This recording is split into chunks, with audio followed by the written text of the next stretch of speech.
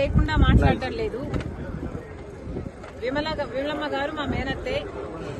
కానీ మేము చేస్తున్న ఏమైతే మాట్లాడుతున్నామో వివేకానంద రెడ్డి గారి హత్య విషయంలో మేము ఆధారాలు లేకుండా మాట్లాడటం లేదు. ఏమైతే సిబిఐ చెప్తుందో అవే ఆధారాలు ఉన్నాయి అని మేము మాత్రమే ఎత్తి చూపుతున్నాము.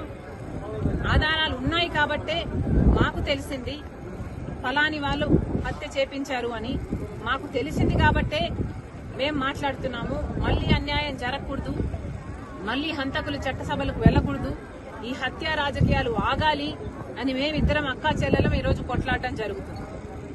విమలమ్మ గారి కొడుకుకి జగన్మోహన్ రెడ్డి గారు వర్క్స్ ఇవ్వడం జరిగింది, ఆర్థికంగా వాళ్ళు బలపడడం జరిగింది కాబట్టే ఈరోజు విమలమ్మ గారు ఆ విషయాన్ని గుర్తుపెట్టుకున్నారు.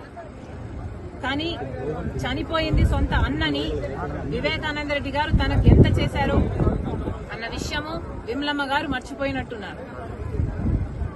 వయసులో పెద్దపడ్డారు, వయసు వచ్చింది, మర్చిపోవడం సహజమే, మర్చిపోయినట్టున్నారు.